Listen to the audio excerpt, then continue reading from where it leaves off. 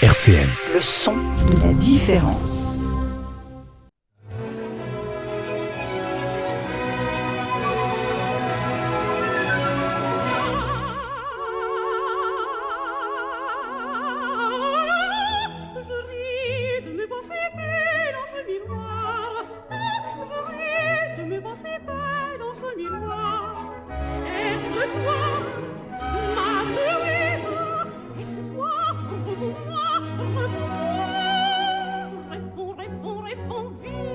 Le son des bulles sur RCN. Eh bien, bonjour à toutes et à tous, chères auditrices et chers auditeurs de l'émission Le son des bulles, l'émission entièrement dédiée à la bande dessinée sur RCN 90.7. À mes côtés, à ce jour, pour animer cette émission, il y a Olivier. Alors, bonjour Olivier, comment ça va ? Ouais, ça va. Oh bah dis donc, t'es pas aimable aujourd'hui ? Ah bah non, pas du tout, non, c'est pour respecter le thème de l'émission, les méchants. Voilà, d'ailleurs, je crois que ça a inspiré pas mal de nos collègues de l'équipe autour de nous, puisqu'on a une vraie bande de rap-tout. Ouais. À commencer par, par le méchant David, qui du soir au matin dessine à tour de bras sans s'arrêter. Bonjour David. Bonjour à vous les amis. Ajoutons le méchant Charles qui nous écrase de sa culture historique de la BD. Bonjour déjà, Charles. je vais pas vous dire bonjour. Ça commence bien. Ça commence, ouais. Et puis la méchante Francine qui déniche toujours des livres incroyables, tous les plus fabuleux les uns que les autres. Bonjour Francine. Bonjour, mais je tiens à préciser, moi je ne suis pas méchante. Alors ça Alors, c'est celui qui dit qui est. Par opposition au méchant Olivier qui est méchant par essence, d'ailleurs ça s'entend rien qu'à sa voix. Oui, et puis il y a la méchante Françoise qui... hop là, j'ai oublié ma ligne. La méchante Françoise qui se rêve en Carmen Cru. Eh oui, on se refait pas. Et puis, ma foi, l'affreuse Anne-Marie qui aujourd'hui nous prive de sa présence. Et puis il y a l'affreux Raphaël aujourd'hui qui va tourner plein de boutons derrière sa petite console. Bonjour Raphaël. Bonjour Raphaël. Bonjour. Alors... Avant de vous présenter donc les mauvais, les malhonnêtes, les félons, les ronchons, etc., enfin tout ce qu'il y a comme qualificatif, et il y en a un paquet, on va faire un petit point sur l'actualité pour le mois de juin et de juillet. Voilà, alors c'est vrai que c'est une actualité un peu assez chargée, même celle du mois de mai l'était déjà, et au mois de juin aussi. On va commencer par le festival de Malbrouck. Alors les 10 et 11 juin prochains se déroulera le festival de la BD au château de Malbrouck. Alors pour ceux qui ne connaissent pas, ça se trouve où le château de Malbrouck Au pays des trois frontières. Au pays des trois frontières. Alors la France, l'Allemagne et le Luxembourg. Ouais, donc un très bel édifice, très beau château à visiter, qui a eu de très belles expositions. Et là, donc j'y serai présent avec un ami auteur et écrivain de Nancy, justement, à qui j'ai fait les couvertures de ces romans. Donc voilà. Donc si vous voulez rencontrer David, vous pourrez y aller. Et ça sera un cadre, comme vous disiez, médiéval, avec ce château, avec des restitutions de camps historiques. Alors on pourra y croiser, d'après ce que j'ai lu sur le site, des vikings, des mousquetaires, des chevaliers, des pirates, des personnages de Star Wars, de Marvel, et puis aussi forcément des auteurs de bande dessinée. Tout à fait. C'est un petit peu ça, pour ça qu'on va y aller. Et j'ai regardé, il y aura il y aura du beau monde. J'ai vu qu'il y avait Baru. Baru, on le connaît qu'on a accueilli ici. Oui, on l'avait accueilli ici il n'y a pas longtemps. Il y a Christophe Dubois qui a fait une série qui s'appelle Terre, un récit de science-fiction récemment, un peu haletant et poétique. Chez Magen, Oui, il y a Gilles Mézomo. Gilles, ouais. On connaît un peu aussi. On l'avait rencontré, moi je l'avais rencontré à Gerville. On se croise souvent en salon. Ah oui. Avec Mexicana. Et d'ailleurs, petite anecdote comme ça, il y a une des membres de l'association qui colorise ces BD. Ah, donc d'accord. C'est Céline, la copine d'un des membres de l'association qui fait la colorisation pour Mézomo. Eh bonjour à Céline. Voilà. Comme bien souvent, les compagnes ou les femmes qui colorisent. Voilà. Ah, c'est ça. Donc Gilles Mézomo, j'ai vu qu'il avait sorti un album western là, récemment qui s'appelle Hacendado, ou L'honneur et le sang. J'ai bien prononcé ? C'est ça. L'honneur et le sang, oui, c'est bien. L'honneur et le sang. J'ai vu aussi, il y a Corentin Rouge. Ah oui. C'était une belle rencontre. Oui. Dans tous les avec sens du terme. Avec vous aviez interviewé, c'est ça. Oui, au Festival Ville et BD.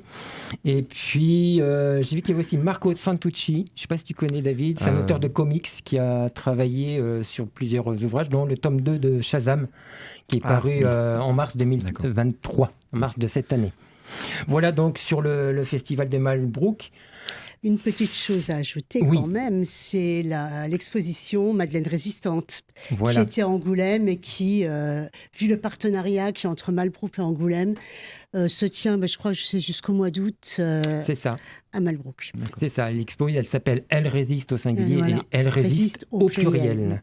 Donc, on peut en profiter pour faire les deux, voir les auteurs et voir l'exposition. Tout le mois de juin, il y aura aussi un festival à Amiens. Ça, Francine, tu peux peut-être nous en parler un peu. Oui, alors c'est vrai qu'il se déroule pendant tout le mois de juin. Il y a 4 week-ends, mais surtout 2 temps forts, qui est le premier week-end et qui sont le premier week-end et le dernier week-end. Le premier week-end, donc avec rencontres d'auteurs et dédicaces, mais aussi des rencontres justement organisées, notamment avec les auteurs des expositions ou autres, avec un premier temps fort sur ce premier week-end qui est le cinéma, BD et cinéma. Il y a d'ailleurs une journée qui est réservée aux professionnels le vendredi, qui tourne autour de ça. Il y a une expo aussi autour de Batati, où on va retrouver aussi justement Thierry Martin, qui fait partie de cette exposition. Il y a donc une autre exposition aussi avec Sean Collins, le fameux Sean Collins de la Dream Team, Sean Collins, Ed Brubaker, qui sera là justement par rapport aussi au cinéma et aussi par rapport au noir, tous ces romans noirs. Comme autre expo, il y a autour de la bibliothèque de Cordoue. Ah oui. Également. Une autre expo aussi avec Chloé Cruchaudet, donc qui a signé d'ailleurs l'affiche.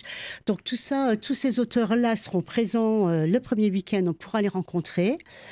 Le dernier week-end, en revanche, il y aura simplement des dédicaces. Bon, les expos sont ouvertes, évidemment, pendant les 4 week-ends, mais il n'y a que 2 week-ends de dédicaces, le premier et le dernier. Et si on veut assister aux rencontres et justement aux visites guidées d'exposition, il faut y aller le premier week-end. C'est pour ça, dès demain, je prends mes petits chaussons et je m'en vais à Amiens. Francine nous dit tout ça sans aucune prise de notes, et moi, ça me fascine à chaque fois. La valise est faite déjà. Presque. Ouais. Il faut se dépêcher, parce que c'est combien de temps de trajet pour y aller? Oh, pas tant que ça. On passe par Paris. Après, une heure et demie jusqu'à Paris. Après, il y a eu à peu près presque autant de TER. Non, c'est vite fait. Ouais, c'est vite fait. Avec les changements de gare, on va dire 4 heures maxi. C'est bon. Et après, tu nous raconteras? Ah ouais. Ah ouais, forcément. On sait déjà ce qu'on aura pour la prochaine émission.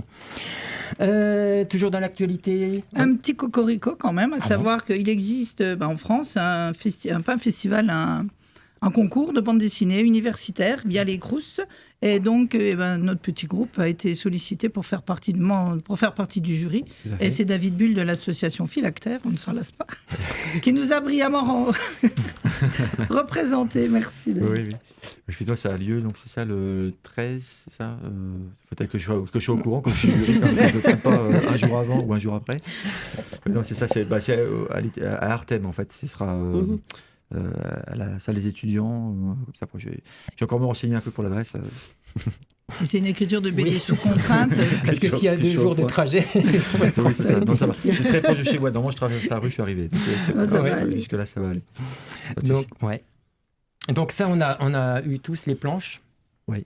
Oui, on les a eu tous. De très belles choses. Alors moi, on l'a tous regardé. Il y a eu c'est vrai qu'il y a de très belles productions. On va quand même féliciter comme l'avant tous les participants. Il y en a une dizaine qui ont été sélectionnés, c'est ça. Beaucoup de filles, et on peut s'en féliciter. C'est quand même vachement, c'est super qu'elles participent et qu'elles soient intéressées par ce sujet. Le thème est la métamorphose, peut-être le préciser. Et sous contrainte, c'est 7 pages. 7-15, sous contrainte. Alors, c'est pas un sujet facile, la métamorphose. C'est pas évident à traiter en 7 pages pour des jeunes auteurs qui, des fois, découvrent la BD, les codes, découvrent la manière de raconter une histoire. On a été assez bienveillants, quand même, pour une première BD. C'est quasiment tous des premières BD, en fait. Moi, j'ai pris du plaisir. Mais il y a vraiment des moments de plaisir, quand même. Complètement. Des vraies découvertes. Voilà. T'en penses quoi, Charles? Que du bien. Pourtant, on est dans une émission sur les méchants. C'est vrai, bizarre. Non, j'ai saqué. Non, je blague. Non. Autre chose, Françoise? Non, rien pour Dans moi. les dates peut-être encore. Les dates, les dates 17-18, ouais, sur le festival de Toul. Festival BD de Toul, international, je crois, non? Oui. Local, on va dire. Local, mais très agréable. C'est sur le thème du Moyen-Âge, donc ça se passe près de la cathédrale, enfin dans un très bel endroit, ombragé pour les auteurs, et c'est génial. Donc j'y serai aussi avec la sauce. Voilà. Oui. Cool. Là, tu peux nous parler aussi du financement de la sauce qui a été lancée. Ça se passe très bien. Donc on a dépassé largement les 100%. On est presque à 110% actuellement. Ça court encore jusqu'au 15 juin. Donc on va encore solliciter, si on peut, nos auditeurs pour nous aider.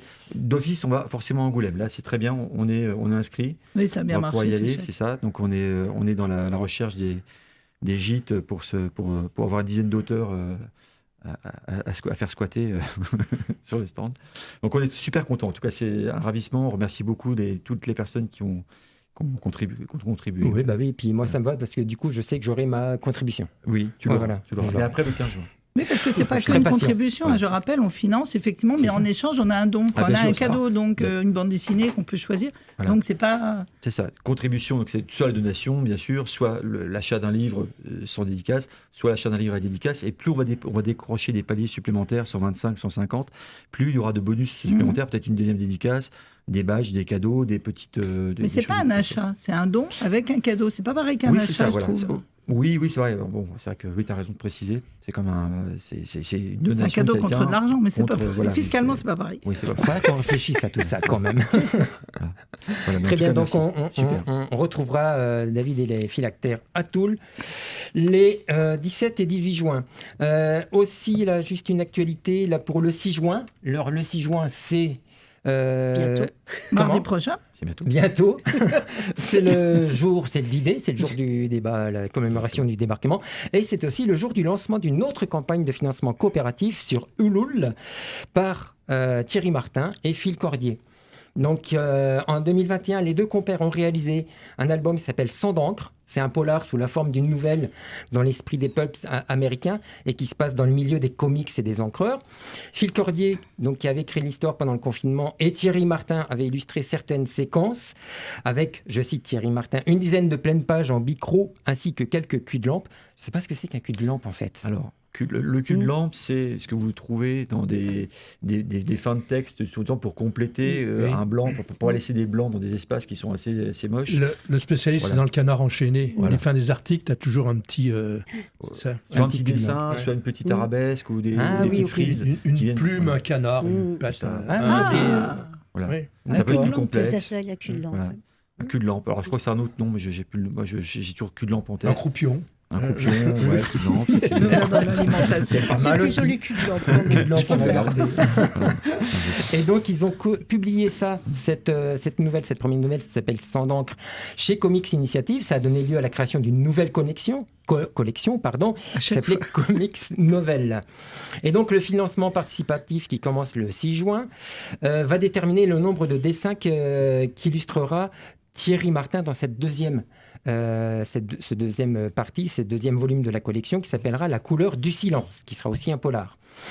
À la différence près que c'est pas une illustration, mais vraiment des planches de BD que Thierry Martin va intégrer dans l'album. Et donc le financement va déterminer le nombre de planches qu'il y aura, et avec un bonus, si ça se passe bien, avec une BD qui sera supplémentaire, qui sera ajoutée à l'album, une sorte de BD comics façon Daredevil, une histoire parallèle, mais dessinée et racontée par Thierry Martin. Donc c'est le 6 juin, on vous mettra ça aussi sur la page Facebook. Et on croise les doigts. Et on croise les doigts. On écrase les doigts, soyez méchants. On est très méchants. Quelques mots vite fait, Charles, sur le Fontenoy. Alors ça, c'est plus au mois de juillet. Le dernier week-end de juillet, donc il y a un festival de BD à Fontenoy, tous les ans. Donc c'est un lieu de promenade, ça dure 2 jours, le samedi et dimanche 29 et 30 juillet. Voilà, des auteurs locaux. Tu y seras ? Certainement. Avec plaisir. Fontenoy ajoute. Fontenoy l'ajoute. L'occasion de compléter des collections des boutiques, de livres, etc. De farfouiller. Moi, farfouiller à Fontenoy. Si vous ne savez pas quoi faire au mois de juillet, vous allez farfouiller à Fontenoy. L'ajoute. On va passer à l'actualité de Mirko qui nous a sélectionné quelques albums nouveaux de juin. Eh bien, pour le tour des nouveautés, je vais vous présenter le nouveau Schtroumpf. Alors, c'est une grande mode. Les éditeurs proposent à des auteurs confirmés de réutiliser des personnages iconiques. Spirou y a eu le droit, Lucky Luke y a eu le droit, Torgal en début de l'année y a eu le droit. Cette fois-ci, c'est au tour des Schtroumpfs d'être molestés, j'ai envie de dire, par Thébault, avec dans ce récit qui est ce Schtroumpf, l'arrivée d'un Schtroumpf qui ne parle pas le Schtroumpf, qui comprend rien au Schtroumpf, mais qui ressemble quand même à un Schtroumpf. Schtroumpf costaud, Schtroumpf à lunettes, parce que pour surveiller ce Schtroumpf qui a l'air bizarre, et la Schtroumpfette vont partir à l'aventure pour essayer de retrouver qui est ce Schtroumpf.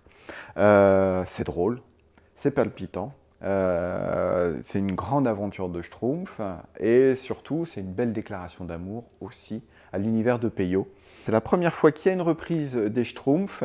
Ça va être difficile de faire mieux, on peut imaginer plein de choses, on peut le transposer, mais en tout cas ça va à 100 à l'heure. C'est très moderne dans les blagues, ce qui peut justement, et dans le trait, hein, puisque là on change complètement du graphisme du studio Peyo. Mais en même temps, voilà, on comprend un peu plus le Schtroumpf à la fin. Et surtout de savoir qui est ce Schtroumpf. Est-ce que c'est le Schtroumpf ou un Schtroumpf? Continue à glisser un peu sur la comédie, même si ça l'est beaucoup moins. Zalch avec Résidence Autonomie aux éditions d'Argo. Un copain d'Éric Zalch a travaillé dans une résidence autonomie. Il a raconté son expérience. Et donc ça va être les coulisses, la vie, d'une résidence pour anciens, pour personnes âgées, avec évidemment le drame de la vieillesse, le drame de comment on traite nos anciens, les moyens qui sont alloués pour s'occuper de nos anciens, et malgré tout aussi, des fois les vieux c'est un peu rigolo, hein, parce qu'il n'y a pas tous les fils qui se touchent. Donc ça crée des situations cocasses. Mais en même temps, ils sont tous charmants, ils sont tous, voilà, beaucoup sont des personnes seules, un peu délaissées de leur famille. Et grâce à ce livre, vraiment doux, amer, je pense que ça peut faire repenser la situation des scandales qui sortent sur les EHPAD et tout ça, et que voilà, il faut une vraie réflexion de fond sur comment est-ce qu'on s'occupe de nos anciens. Et enfin, alors là c'est la grosse chialade, c'est un récit absolument bouleversant, La Petite Lumière.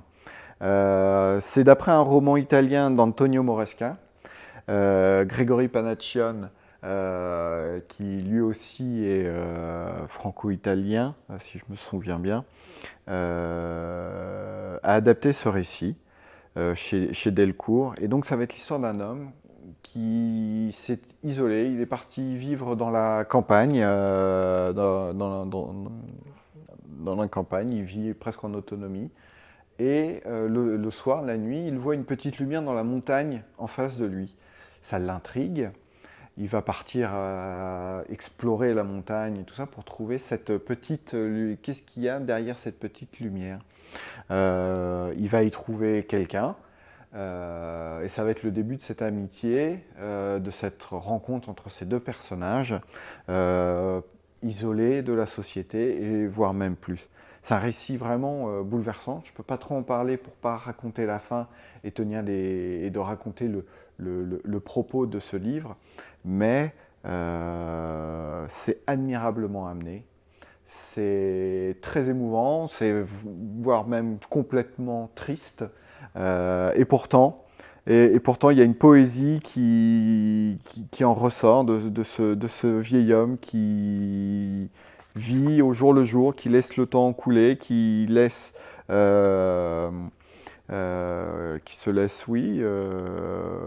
laisse promener, et pourtant, et toujours cette petite lumière qui va éveiller finalement son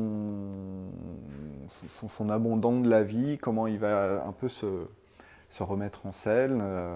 C'est vraiment un récit très touchant. Un très très beau livre aux éditions Delcourt. Le son des bulles sur RCN.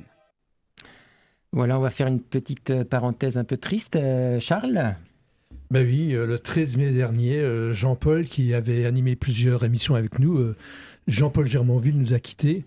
Alors Jean-Paul, bon, c'est un personnage, il était grand reporter pour l'Est républicain. Il nous raconte... Au hasard des histoires qu'il nous racontait, on sait qu'il avait interviewé le général Massoud. Une fois, il m'avait raconté qu'il était poursuivi par les talibans, il avait réussi à s'échapper. Enfin bon, c'est un mec, il racontait des tas d'histoires. Il était ami de Christophe, de Couture, enfin tout ça. Et on l'avait connu il y a une 50aine d'années maintenant, à l'époque où on mettait en place le Lorgnon. Et il y avait, justement, on parlait de Gilles Mésomo, il y avait Boilet, il y avait Baru, et toute une clique, le Fred, Kafka après qui est parti à Canal+. Donc toute une bande sur Nancy où Jean-Paul dessinait pas, mais il était passionné de bande dessinée et il nous a toujours accompagnés. Donc je me rappelle, bon, à l'époque on allait en 2 chevaux à Angoulême et ce qui est marrant, c'est que on en discutait le jour avec Boilet, c'est que dans toute cette équipe-là, ils ont commencé à aller en 2 chevaux placer des fanzines, quoi. Et puis après, est invité parce que c'était des auteurs reconnus.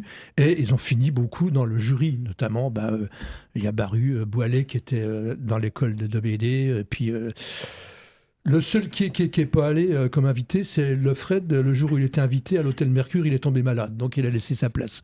Donc voilà. Donc bon, tout un souvenir des histoires avec Jean-Paul. On a des tas. Le copain de 50 ans qui part, c'est quand même quelque chose, que voilà. Alors, j'espère où il est. Il va retrouver Christophe et puis refaire des chansons avec lui. Mais ce qu'il y a aussi, c'est que Jean-Paul a toujours, malgré la notoriété qu'il avait, a toujours été intéressé par les éditions locales. Et un de ses derniers bouquins, c'est aux éditions Neria, un bouquin sur les pas de Rimbaud. Voilà, donc il était, on le voyait dans les festivals locaux avec sa dégaine, voilà. Salut Jean-Paul. C'est un bel hommage. Oui. Bel hommage, merci Charles de nous partager. Et on va passer donc après un gentil comme Germanville. On parle des méchants aujourd'hui, Olivier, c'est ça ? C'est ça, parce que c'est le thème de l'émission du coup. Alors je ne sais pas qui a eu cette idée de proposer ce thème des méchants en BD, mais bon, peu importe. Nous qui sommes dans cette émission liés d'une belle amitié, nous qui partageons la passion d'un art qui nous apporte tellement de bonheur, pourquoi devrions-nous parler maintenant du fourbe, du malfaisant, du vilain, bref, du méchant, Alors peut-être parce que sans méchant, les histoires auraient moins d'intérêt. Imaginez un peu Lucky Luke sans Dalton, Astérix sans César, Batman sans Joker, etc. Ce serait un peu plat. Sans doute. On peut imaginer Batman. Salut Batman, qu'est-ce que t'as fait hier ? J'ai une réponse. Un peu de bricolage et puis une séance de tai chi. Ah voilà, c'est ça. J'ai été repasser ma cape, etc. Ça serait pas terrible, quoi, en fait. La séance de tai chi, vous m'expliquerez un petit peu. Alors voilà. Ce que l'on peut admettre quand même comme mérite à un méchant, c'est bien celui de mettre en valeur le héros et de lui donner du relief aux histoires. Sa volonté absolue de nuire et de vouloir créer un univers qui penche du côté obscur ne fait que raviver notre idéal d'un monde que l'on veut bienveillant et partagé. Mais on a cherché quand même les définitions parce qu'on voulait savoir de quoi on parlait. Donc en cherchant dans le petit Robert la définition du méchant, on trouve ceci, qui fait délibérément du mal ou cherche à en faire, et le plus souvent de façon ouverte et agressive. Ça s'oppose en général à bon. Mais c'est cependant oublié que, étymologiquement parlant, méchant au XIVe siècle, ça vient du vieux français qui n'existe plus maintenant, le mot-là, le verbe méchoir, qui désigne celui qui a eu la mauvaise chance, c'est-à-dire qu'il n'y avait pas de bol au départ. Donc il y avait à la place le mot mauvais, comme dans I'm bad, et par opposition, il y avait le méchant qui était pas de bol. Donc, sur la première définition à son large, celle que nous a donnée Olivier dans son sens moderne, on peut trouver de la méchanceté tout autour de nous à différents niveaux, du gros abruti qui se gare sur les places réservées, à des affreux comme Attila, Tati Daniel, Landru, Is No Good et peut-être votre voisin, je vous laisse juge tout seul. Mais dans le sens second, donc celui que, étymologiquement, de celui qui a la mauvaise chance, est-ce qu'on pourrait envisager que finalement les méchants sont des victimes ? Si Hitler n'avait pas été refoulé en école de peinture, est-ce qu'il n'aurait pas dessiné des tournesols plutôt ? Pourquoi les méchants sont méchants ? C'est ça la question. Et en les combattant, sans chercher à comprendre, est-ce que les héros ne deviennent pas alors à leur tour des méchants ? Je vous laisse réfléchir. Oui, alors on pourrait se poser comme question, est-ce que les histoires de méchants sont finalement plus passionnantes que les histoires de gentils ? Mais on en revient à ce qu'on disait au début. Si l'essence même du héros est de combattre le méchant, du coup l'intérêt du méchant, c'est bien de chatouiller le héros. Et d'en faire, du coup, un héros. Alors voilà, les deux sont liés et parfois même interchangeables. Alors oui, finalement, Madame la méchante ou Monsieur le méchant, petite parenthèse en passant, mais je crois que la méchanceté se décline plutôt au masculin qu'au féminin. Ça, il faudra qu'on creuse à un moment donné, voir si c'est le cas ou pas. Pourquoi on dit pas le méchant ? C'est le méchant. Le méchant, ouais, bon. Bon, voilà, on peut changer ça. On va y réfléchir. Alors donc, Madame la méchante, ou Monsieur le méchant, merci d'exister pour raviver les couleurs de la gentillesse. Et je pense qu'il fallait bien vous consacrer une émission. Peut-être aussi vous trouver des excuses finalement. Et oui. Alors, cela a inspiré nos chroniqueurs et nos chroniqueuses, mais on va en parler après la pause musicale. Le son des bulles sur RCN. Et après cette interlude musicale qu'on a tous quasiment chanté, la parole à Francine pour ces méchants. Oui, alors ça va être dur la transition. Plutôt que de choisir un méchant, moi je préférais aller à la source, c'est-à-dire ceux qui l'incarnent, le mal. Et le mal à l'état pur, c'est bien ce dont il est question dans les deux titres dont je vais vous parler. Un manga d'abord, Monster, la série de Naoki Urasawa, et un comics, Monsters, de Barry Windsor Smith. Outre la similitude du titre, même si celui de Windsor Smith est au pluriel, dans les deux, il est question d'eugénisme et le mal est incarné par la violence des hommes, physique et psychologique. Alors commençons d'abord par la série en 18 volumes d'Urasawa, essentielle à mes yeux, car c'est avec elle que je suis entrée dans l'univers manga. Ayant découvert et suivi la version animée, 74 épisodes quand même, de février à mai 2006, je me suis parallèlement plongée dans le manga dont elle est le fidèle reflet. L'auteur en effet avait supervisé le projet avec pour règle, on n'enlève rien, on n'ajoute rien. Alors le manga, après une pré-publication, il est paru au Japon entre 1995 et 2002 et a été vendu à plus de 20 millions d'exemplaires. En France, il a été publié aux éditions Kana entre octobre 2001 et janvier 2005. Il était une fois un monstre sans nom, il rêvait d'avoir un nom. Aussi partit-il en voyage en quête d'un nom. Ainsi commence un livre tchèque pour enfants qui, on le découvrira tout au long justement de la série, va devenir essentiel au développement de l'intrigue. Mais commençons par le commencement. L'histoire débute en Allemagne en 1986 à l'Eisler Memorial Hospital de Düsseldorf. Tout va pour le mieux dans le meilleur monde des meilleurs des mondes possibles pour Kenzo Tenma, jeune neurochirurgien japonais, fiancé à Eva Heinemann, la fille du directeur de l'hôpital, et promis à une carrière mirifique. Oui, mais, une nuit sont admis à l'hôpital des jumeaux d'une dizaine d'années, Anna et Johann Liebert, dont les parents ont été découverts sauvagement assassinés. Ignorant les directives de son futur beau-père, Tenma choisit d'opérer Johann, blessé par balle, au détriment du maire de la ville. Johann survit, mais pas le maire. 9 ans plus tard, Tenma découvrira que Johann est devenu l'un des plus grands tueurs en série qu'ait connu l'Allemagne. Il part à sa recherche, tout en étant lui-même poursuivi par le commissaire Runch, qui le suspecte d'être l'auteur des meurtres du directeur de l'hôpital et de 2 des autres médecins, meurtres perpétrés par Johann, bien évidemment. Alors, manipulation, tension permanente, galerie de personnages complexes, destin individuel entrecroisés, différentes époques, différents lieux, Heidelberg, Francfort, Prague, géopolitique avec les conséquences de la chute du mur de Berlin, violence sociale, tous les ingrédients sont réunis pour faire de Monster un époustouflant thriller parcouru par le mal. Donc une série que je vous recommande si vous ne l'avez pas encore lue. Oui, on est bien dans la thématique là. Alors, Monstre, maintenant, de Barry Windsor Smith, qui est paru aux éditions Delcourt, est incontestablement l'un des albums qui m'a le plus marqué l'année 2020.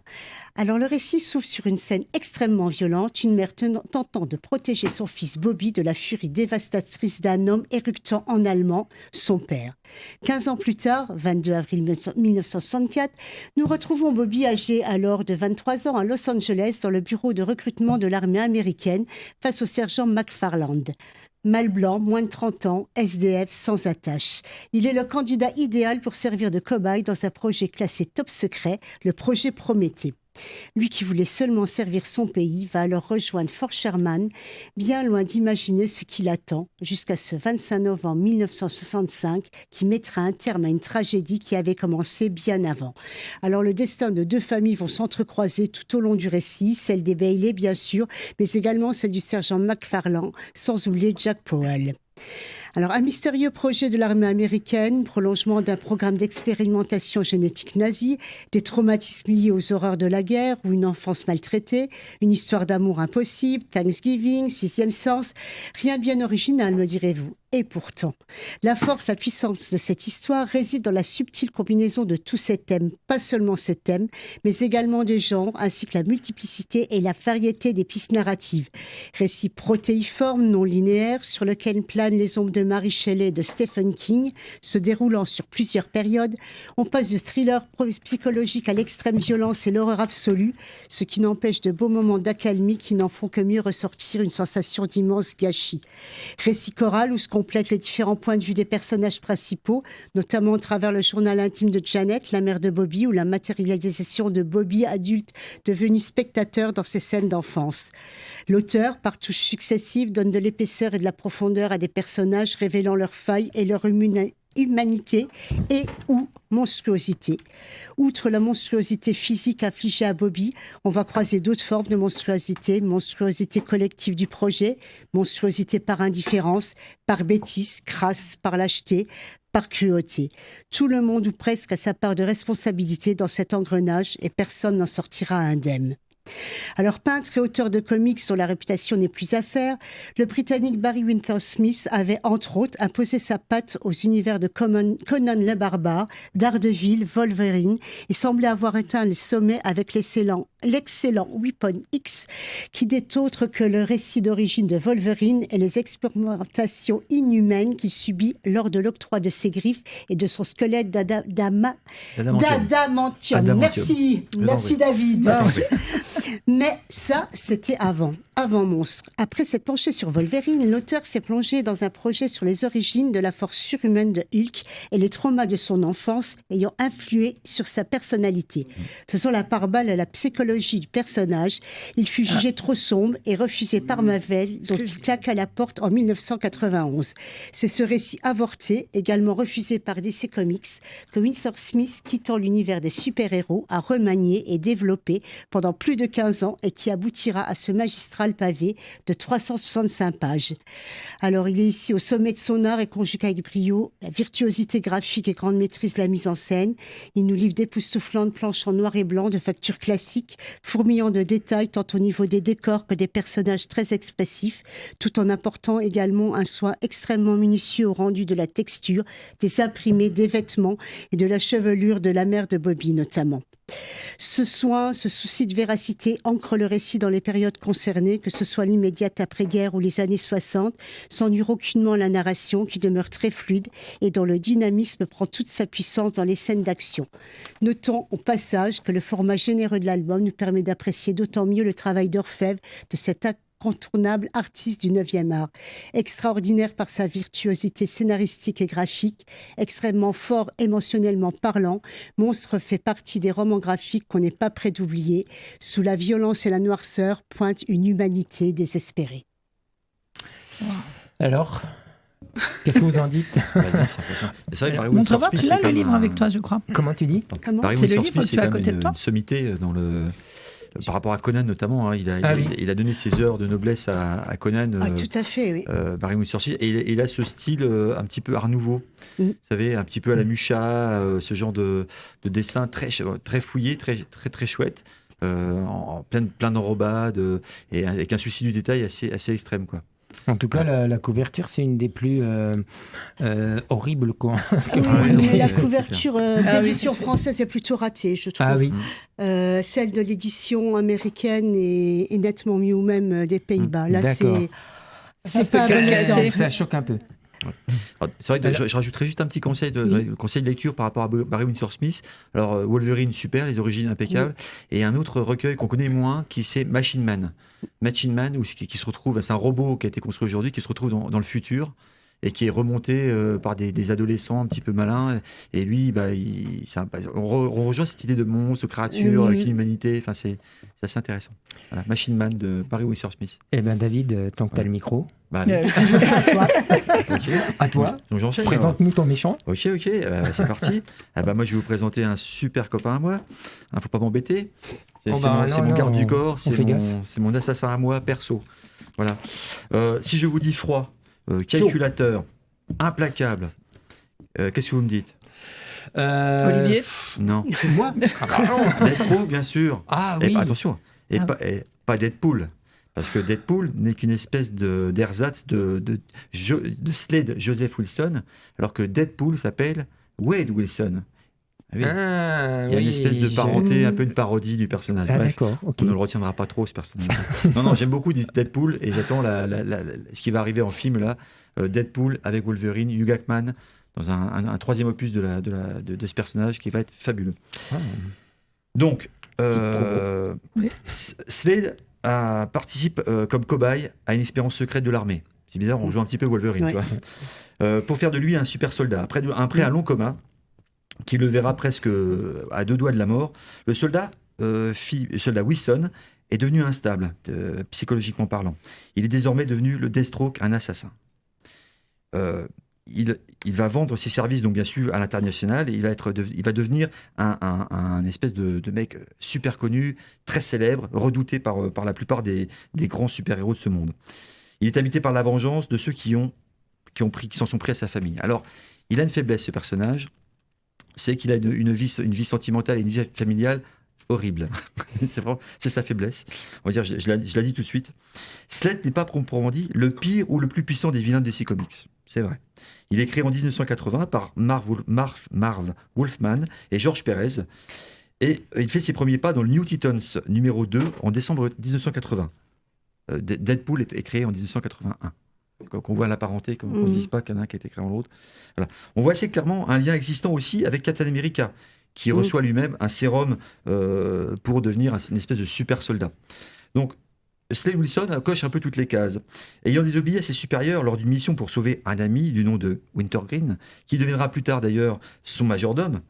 Ça vous rappelle pas un petit peu Alfred avec Batman? Un peu quand même. C'est alors qu'il embrasse cette carrière de mercenaire secret, mais redoutablement efficace. Il va se marier. Il va se marier quand même avec Adeline Kane, une capitaine qu'il a rencontrée lorsqu'il était jeune soldat, à 16 ans. Bon, il est tombé amoureux d'elle. Et donc, ils auront 2 enfants, beaucoup plus tard. Un qui s'appellera Grant, avec qui il a une relation assez conflictuelle. C'est compliqué. Son fils ne l'aime pas trop, ne s'occupe pas forcément de lui, il est toujours un peu en mission. Et Joseph le Petit, qui arrive un petit peu après, qui connaîtra un destin assez tragique. Bien sûr, il ne connaît sur rien sa double identité d'assassin international. Il a une vie de famille tout à fait normale.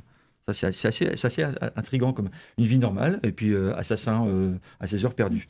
Deathstroke est dans les volumes 1 à 4 de cette série-là, c'est le plus beau run dans lequel on peut apprendre des tas de choses sur le Deathstroke.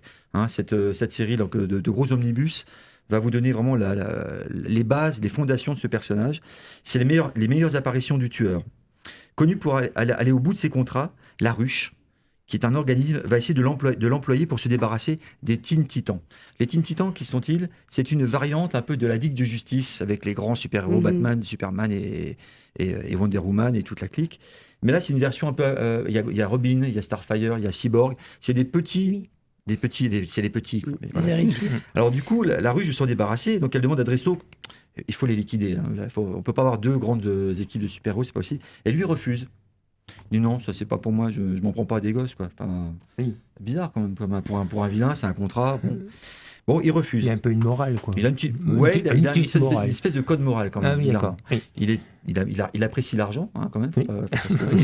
Mais il a un certain code moral. La Ruche le prend assez mal, et finalement, elle va corrompre son fils Grant, à qui elle va faire des expériences un peu terribles. Et malheureusement, Grant, son fils, va tomber sur un os en affrontant seul les fameux Teen Titans. Le père va devoir intervenir et est bien obligé d'un seul coup d'accepter le contrat parce que son fils meurt dans des conditions assez horribles et décide de se venger de ces Teen Titans. Et là, c'est le drame parce qu'il devient la némésis de ce petit groupe de jeunes adolescents avec des super pouvoirs. Et il va vraiment mettre tout en œuvre pour essayer de les massacrer, de les tuer, de les enfermer. Enfin, il va à chaque fois mettre des choses en place pour pas leur faire du bien. Son deuxième fils... Alors, Jericho a grandi entre-temps, bien sûr, et a rejoint l'équipe des Teen Titans. Il a des pouvoirs particuliers. Il a une histoire un peu tragique, parce que son père, on revient un petit peu sur son histoire à lui, est un grand criminel, et sa seule faiblesse, c'est sa famille, comme je disais tout à l'heure. Un des fistons, Joseph, est capturé par son plus grand ennemi, et Slade Wilson croit pouvoir sortir son enfant de la situation avec ses capacités surhumaines, ses réflexes incroyables, etc. Mais non, la gorge de l'enfant il est presque égorgée. Il survivra, mais il sera désormais muet. Voilà. Bref. C'est pour ça que d'ailleurs qu'il rejoint une autre famille, parce que cette famille-là, elle est quand même pas terrible. Mon père me laisse me faire égorger. Bref, voilà. C'est ingrat, les enfants, quand même. Voilà. Alors Slade est toujours un peu dépeint comme un mercenaire assoiffé d'argent, de sang, qui tient à sa réputation de tueur, que même sa famille ne peut pas empêcher d'avancer dans sa carrière. Ce personnage, néanmoins, se nappe un peu et gagne en épaisseur au gré des apparitions. C'est ça qu'on va retrouver dans le personnage de Deathstroke. Il est tout doucement un peu enrichi au fur et à mesure des scénarios, des scénaristes qui vont travailler sur le personnage. Et puis, son background, sa vie personnelle vont également s'étoffer. Du coup, on apprend également que lors d'une mission secrète, il a une fille avec une Cambodgienne qui s'appelle Rose. Mais il ne l'apprendra que lorsqu'elle aura 14 ans. Mon Dieu. Il défaille un petit peu. Il n'est pas si fidèle que ça non plus. C'est un vilain. En plus, à 14 ans, c'est pas un homme c'est pas facile. Il y en a d'autres 14 ans. 14 ans. Il n'était pas au courant. C'est Wintergreen, l'homme qu'il avait sauvé quelques années auparavant, qui va lui apprendre l'existence de cette jeune fille. Et donc, il ne va pas vouloir trop la mêler à sa vie parce qu'il s'est dit, j'ai déjà perdu Grant. J'ai perdu mon deuxième fils qui a été chez mes ennemis. Si je commence à avoir une troisième fille qui fait que je ne vais pas la mêler à mes histoires, je vais lui foutre la paix. Elle fera le ménage à la maison. Oh non, elle est terrible. Voilà. Donc, alors un des passages géniaux avec ce personnage-là, je trouve, en tout cas, pour les conseils de lecture, ça peut faire partie, c'est Justice League, crise d'identité. Alors, dans ce rôle-là, il n'a pas un rôle excessif, il est le garde du corps d'un mec qu'on appelle Dr. Light. Mais il met une raclée à la Justice League, et je peux vous assurer que c'est un moment mémorable quand même dans les comics. Un homme seul qui met une bonne des super-héros, c'est quand même génial, quoi. Donc il est alors tout au long de sa vie, au départ, ce fameux sérum, je vous rappelle, l'a rendu vachement malade, dans le coma, malade, un peu paranoïaque, etc. Mais tout au long de sa carrière, il n'a fait que développer des capacités. Il utilise, alors je vais faire un peu le bilan de ce personnage, un peu le profil du gars, quoi. 1m93, beau gaillard, 102 kilos. C'est Charles. Il n'a pas un vrai QG, il habite un peu à droite à gauche pour ses missions, etc. C'est un ancien Marines, mercenaire, garde du corps, chasseur de primes à 16 heures. Bref, sa conjointe Adeline Kane, puis Lilia Ward plus tard, il est quand même marié bien sûr. Ses capacités, il exploite 90% de son cerveau. Je ne sais pas à quoi ça correspond. On en exploite, je crois, à peine 10 pour un être humain, semble-t-il. 90%, on n'ose même pas imaginer. Moi, je prends tout, mais j'ai du mal. C'est toi qui prends tout, en fait. Ça dépend du capital de départ. Mais c'est ça. 90% de zéro. Ça ne fait pas grand-chose. Il est fort, il est agile, il est endurant, surdéveloppé, réflexe surhumain, légère précognition. C'est intéressant. On est dans des capacités vraiment surhumaines. Il maîtrise tous les types d'armes à feu, blanches, auto-guérison. Avec l'âge, ça devient plus compliqué, il régénère plus difficilement. Il excelle il voit de loin, il voit dans le noir. Il excelle au corps à corps. Voilà. Et donc sa fameuse faiblesse, c'est la vie familiale, bien sûr. Son ennemi majeur, les Teen Titans. Comme tout ennemi, bien sûr, il a un ennemi, c'est un groupe complet d'adolescents. C'est vrai que pour une carrière, avoir un groupe de jeunes qui vous met la pâtée régulièrement, ça fait mal au CV quand même. C'est pénible. Ses alliés principales, c'est William Rodney Wintergreen, son majordome, et son ami qu'il a sauvé il y a très longtemps. On va le retrouver de manière parcellaire dans des animations, dans des jeux vidéo. Mais alors, il n'a pas encore eu son petit moment de gloire au cinéma. On aurait pu l'avoir avec le dernier film de Snyder où il apparaît quelques petites secondes à la fin du film. C'est dommage. J'aurais bien voulu que Snyder nous donne une petite vision de ce personnage assez redoutable. Voilà. Merci David. On sent de la passion là. On sent de la passion, de la connaissance. J'achète régulièrement des figurines de ce personnage, pour les marquer, des plus grandes et des plus sérieuses quand même. Mais en tout cas, voilà, pour les conseils de lecture, ça... En attendant, sur cette définition des méchants que j'ai donnée tout à l'heure, comme quoi c'est celui qui n'a pas eu de chance, c'est les différents personnages dont vous avez parlé, que ce soit Hulk, que ceux qui ont des sérums et tout, ça rejoint régulièrement le fait que le pauvre gars, il était là, il n'a rien demandé et ça lui tombe dessus. C'est ça. Ça, Ils sont rarement méchants par essence. Le sérum qu'on lui inculque, il a pas vraiment demandé, quoi. C'est des mecs qui lui ont inséré il était un cobaye, et puis ça s'est mal passé, et puis on l'a abandonné, etc. Et donc il est devenu ce qu'il est. En revanche, justement, dans Monstre, il a aussi reçu un sérum, aussi pour en faire un Captain America, mais lui, par contre, n'a pas versé dans le mal, c'est les autres. Lui est toujours resté... Alors, on va passer maintenant à Charles qui trépigne de colère pour sa chronique. Ah non. Comme le grand méchant qu'il est. Hein. Alors, écoute, moi, je vais surtout évoquer quelques méchants dans les séries classiques de la BD franco-belge. Ce qui est intéressant dans la plupart de ces BD, c'est que le méchant, l'ignoble, l'ordure, le pourri, l'infâme est toujours le même. Notons que les récits mettant en scène un ennemi récurrent n'apparaissent que vers la fin du 19e siècle, un des plus célèbres étant le professeur James Moriarty, ennemi juré de Sherlock Holmes. Mais le plus paradoxal, il faut bien se l'avouer, est que dans tous ces récits, les méchants sont bien plus fascinants que les gentils. Prenons par exemple le cas d'Ulrich. Un teigneux, avide de vengeance, légèrement frappé du cigare, qui, dans chaque album, veut la peau ou les peaux de Black et Mortimer, les héros de la série en question. Eh bien, il se trouve que rien de moins qu'un ministre des Affaires étrangères du gouvernement Jospin a écrit un livre, non pas sur les héros, mais sur le traître, le félon, le pourri, le méchant, publié aux éditions Fayard. La biographie non autorisée d'Ulrich a été écrite par Hubert Védrine et son fils Laurent. Alors, pour arriver à cerner un tel personnage, on devine aisément que cet ancien ministre a dû déployer tout son talent, mais aussi qu'il a certainement pu bénéficier du savoir-faire dans ce monde secret de quelques officines louches rompues au cou tordu. D'ailleurs, les auteurs ne cachent pas qu'ils ont été la cible de nombreuses menaces tendant à les faire renoncer à la publication d'un livre sur le colonel Ulrich. Comme quoi, dans l'ombre, ce dernier sévit toujours. Et les autres méchants des séries classiques sont intéressants, mais à mon sens, un peu moins fêlés. Axel Borg, l'ennemi du reporter Guy Lefranc, est pas mal, mais on devine dans quelques albums qu'il est un peu réceptif à quelques sentiments humains. Ça gâche. Autant on peut admettre qu'il y a quelques faiblesses de caractère chez un héros, il est inacceptable qu'un méchant ait quelques éclairs de bonté. En respect de son public, un vrai pourri a le devoir d'être une belle ordure. Ah oui, voilà. On est d'accord. Et celui-là, Rastapopoulos, l'ennemi de Tintin. Il n'apparaît que dans quelques albums, mais prend de l'épaisseur au fil des apparitions. Notons qu'en ce qui concerne la toute dernière apparition de Rastapopoulos, c'est dans Tintin et l'Alphard, la toute dernière histoire de Tintin, dont on ne connaît le découpage graphique de la main d'Hergé que jusqu'à la page 42. On ne sait pas ce qui a été réservé comme fin à l'ennemi juré de Tintin. Cependant, il a été dessiné par Rodier une fin de cette aventure dans laquelle Rastapopoulos meurt, mais meurt pour de bon, puisque c'est Tintin et les Dupont qui vont constater le décès. Alors, dans quelques cas, le méchant teigneux devient même le héros de la série. C'est le cas du terrible vizir Isnogoud, personnage créé par René Goscinny pour le scénario et Jean Tabary pour les dessins. Dans cette série à succès, le protagoniste héros et anti-héros est le grand vizir de Bagdad, Isnogoud. Ce dernier possède presque tous les défauts existants, cruel, avare, égoïste, colérique, hargneux, et il est obsédé par l'idée de devenir calife à la place du calife. Il tente d'y parvenir par tous les moyens, mais sans jamais réussir, et n'hésite pas à brandir la menace du pal envers ceux qui pensent lui désobéir ou qui échouent. C'est quoi ça? La série fait penser au film d'animation Bip Bip et le Coyote de Looney et Mary Medley, dans lesquels le malheureux coyote échoue lamentablement à stopper le Roadrunner malgré tous les pièges qu'il invente. Bip bip. Ouais, bip bip.